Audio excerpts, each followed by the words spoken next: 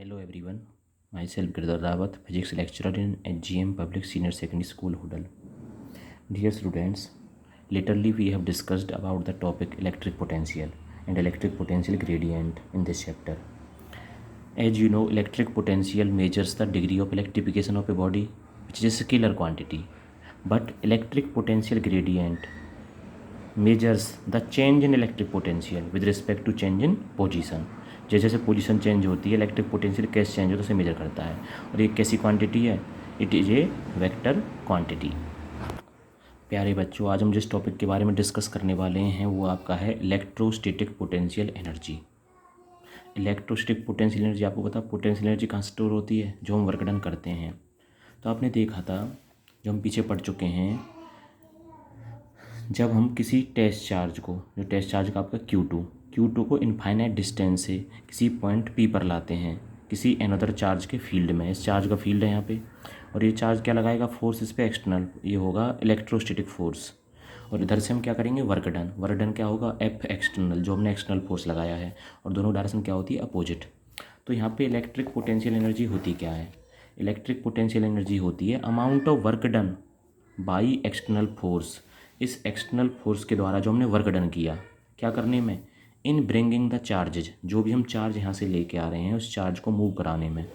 कहाँ पे? To a point. कोई भी पॉइंट वेरिंग हो सकता है जिस पॉइंट पर हम उसे लेके आ रहे हैं। To a point from infinity without acceleration. Infinity से ट्रेवल करा रहे हैं, लेकिन कैसे? Without acceleration, in equilibrium state. Acceleration change नहीं होना चाहिए आपका। तो वर्क डन आप कैसे निकालेंगे? इंटीग्रल फॉर्म में क्या होगा? F एक्सटर्नल इंटू डिस्प्लेसमेंट, जो आपने डिस्टेंस ट्रेवल की है यहाँ से लेकर यहाँ तक जहाँ भी आप आ रहे हैं। और F एक्सटर्नल की फॉर्म में लिखेंगे इस वे में। अगर आप इसे इलेक्ट्रोस्टैटिक फोर्स की फॉर्म में लिखते हैं, जैसा कि आपने अभी देखा, इलेक्ट्रोस्टैटिक फोर्स और एक्सटर्नल फोर्स दोनों क्या है? एक दूसरे के अपोजिट हैं। तो डायरेक्शन क्या है इसके लिए? माइनस FE.dr इंटीग्रल फॉर्म में। इससे निकाल सकते हैं। अगर आपको इन दोनों पॉइंट्स की, जो आपके पॉइंट्स हैं, मान लो इस क्वेश्चन में तो हमने पॉइंट्स के नाम अलग रखे हैं और इसके सामने हमने पॉइंट रखे हैं ए और बी। मान लीजिए ए पॉइंट है और ये पॉइंट क्या आपका बी। तो इन दोनों पॉइंट्स पे जो एनर्जी होगी, उन दोनों की एनर्जी के डिफरेंस से भी हम वर्क डन को निकाल सकते हैं, you B minus U A. और अगर ए पॉइंट कहाँ पे? इन्फिनिटी पे है, तो इनफाइनाइट रखने पर यू इन्फिनिटी की वैल्यू क्या होती है? 0। तो वर्क डन किस पर डिपेंड करेगा? जिस पोजीशन पर हम चार्ज को लेके आएंगे उस पॉइंट पर दी हुई पोटेंशियल एनर्जी के बराबर होगा। अब यही हमें पोटेंशियल एनर्जी फाइंड आउट करनी है। किसके लिए? System of 2 point charges. अगर कोई सिस्टम दिया हुआ है 2 पॉइंट चार्जेज का, तो उनके लिए इलेक्ट्रिक पोटेंशियल एनर्जी कैसे निकलेगी? विदाउट एक्सटर्नल फील्ड, कोई फील्ड प्रेजेंट नहीं है यहाँ पे। दूसरा, तो हमने माना let us consider a charge Q1, जो प्लेस कहाँ आपका? O पर, और कितनी दूरी पे है? R12। 1 2 के बीच दूरी क्या है? इसकी पोजीशन वेक्टर R1 है और इसका पोजीशन वेक्टर क्या? R2। और दोनों का डिस्प्लेसमेंट वेक्टर क्या बना? R12। और इस पॉइंट P पर, जहाँ पे हम इस टेस्ट चार्ज को लाएं Q2 पर, इस पॉइंट पर हमें पोटेंशियल एनर्जी फाइंड आउट करनी है इस चार्ज के लिए। लेकिन इस चार्ज को ट्रेवल कहाँ से कराया? हमने मूव कराया है इनफाइनाइट डिस्टेंस से, from infinity two point P, work done करके, एक्सटर्नल फोर्स अप्लाई करके। तो आपने पता है, जैसे आप पीछे पढ़ चुके हैं, इस चार्ज की वजह से P पॉइंट पर R डिस्टेंस पे बनने वाला जो पोटेंशियल बनेगा, पोटेंशियल क्या रहेगा? इक्विपोटेंशियल सरफेस में इक्वल रहेगा। उस V की वैल्यू क्या होती है? प्रोपोर्शनल टू होती है 1/r। तो K Q1/R12, K की वैल्यू 1/4 Q1 अपॉन R12 आप पढ़ चुके हैं इसे। जो पोटेंशियल होता है सिंगल चार्ज के लिए वो होता है 1/4πε0 Q/R। यहाँ पे Q1 और R12 है। अब हमें जब इस पॉइंट पर पोटेंशियल गिवन है और यहाँ से आप इनफाइनाइट डिस्टेंस से उस चार्ज को मूव करा रहे हो P पॉइंट पर, तो हमें क्या करना पड़ेगा? वर्क डन इस एक्सटर्नल फोर्स के द्वारा। और वर्क डन की वैल्यू आपको पता है, आप सब पढ़ चुके हैं, जो V आपका होता है, V की वैल्यू क्या होती है? W/Q। तो वर्क डन क्या बनेगा? Potential into charge. पोटेंशियल इस पॉइंट पर आपका क्या है? V। और चार्ज कौन सा लेके आए हैं आप? ट्रेवल कराया है Q2। और दोनों को मल्टीप्लाई करने पर आपको जो एनर्जी मिली, एनर्जी क्या होगी? वर्क डन के इक्वल जो आएगी आपकी Q1 into Q2 upon 4πε0 R12। आप सब जानते हैं पोटेंशियल एनर्जी को किस में मेजर करते हैं आप? जूल में। ये इसकी एसआई यूनिट है। इसकी जो स्मॉलेस्ट यूनिट जो हम मेजर करते हैं वो क्या होती है? Electron volt. अब इलेक्ट्रॉन वोल्ट होता क्या है? इलेक्ट्रॉन वोल्ट होती है काइनेटिक एनर्जी, जिसे आपका पार्टिकल या तो गेन करता है या क्या करता है? लॉस्ट करता है। कब? इलेक्ट्रॉन के द्वारा in moving through a potential difference of 1 volt. जब 1 वोल्ट पोटेंशियल के थ्रू आप इलेक्ट्रॉन को मूव कराते हो तो उसके द्वारा गेन की गई या लूज की गई इलेक्ट्रॉन की एनर्जी को क्या बोलते हैं, 1 इलेक्ट्रॉन वोल्ट, जिसकी वैल्यू क्या होती है 1.6 इंटू 10⁻⁹ जूल। इसके अलावा इसकी यूनिट और भी होती हैं, जैसे आप 1 इलेक्ट्रॉन वोल्ट ऐसे बोलते हैं 1 मेगा इलेक्ट्रॉन वोल्ट। मेगा में क्या बन जाएगा 10⁻6, ये -13 बन जाएगा। प्यारे बच्चों, जो हमें टॉपिक पढ़ना है वो है electric potential energy of A system of 2 point charges, लेकिन किसके साथ है, in an external electric field, जब वहाँ पे पहले ही कोई एक्सटर्नल इलेक्ट्रिक फील्ड प्रेजेंट हो किसी अनदर चार्ज की वजह से, तब क्या होगा। तो हमने माना लेट अस कंसीडर पॉइंट, ये आपका क्या है पोजीशन वेक्टर r1 पे है, आपका ये 2 डायमेंशनल स्पेस है x एंड y और रीजन O। यहाँ पे कोई चार्ज q1 है किस पोजीशन वेक्टर पे r1 पे, और दूसरा चार्ज क्या आपका q2, पोजीशन वेक्टर क्या आपकी r2, और दोनों की जो डिस्टेंस क्या बनी r12।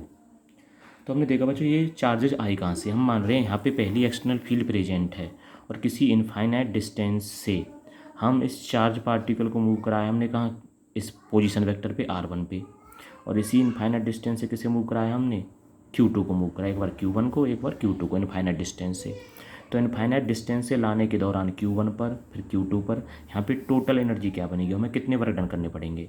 और हमें यहाँ पहले ही पता है q1 q2 को लाने से पहले ही यहाँ पर कोई अनदर चार्ज प्लेस है q, उस q की वजह से यहाँ पर कुछ पोटेंशियल प्रेजेंट है और यहाँ पर भी कुछ पोटेंशियल प्रेजेंट है।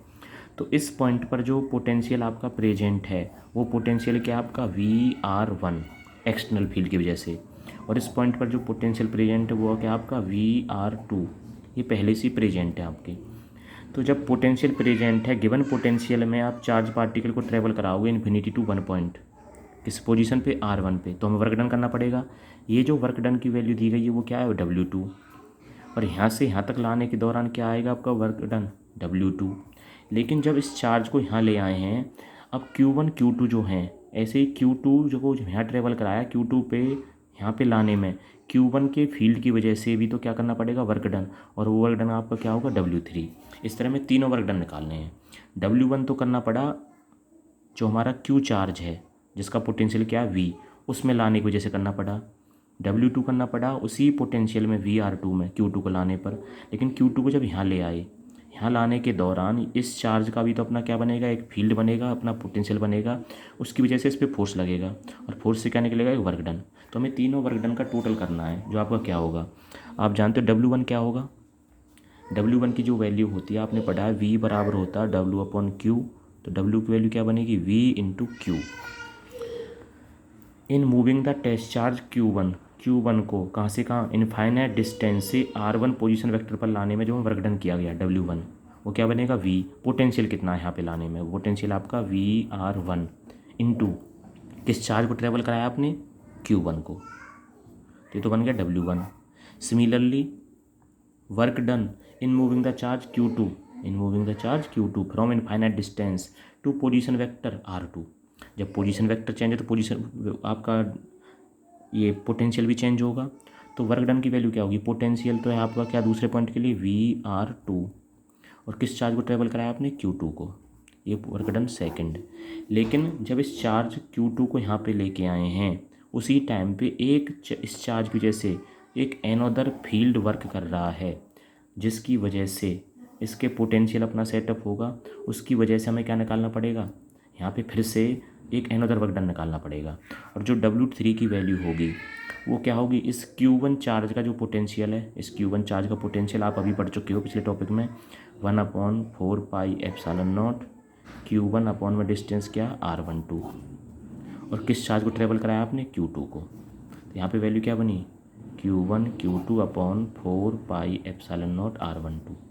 तो W1 W2 प्लस W3 का सम क्या कहलाएगा, टोटल एनर्जी, जो आपका आएगा W1 plus W2 plus W3, value क्या बनी Q1 VR1 plus Q2 VR2 plus Q1 Q2 upon 4πε0 R12। ये क्या कहलाएगी आपकी total potential energy of A system of 2 point charges in an external electric field.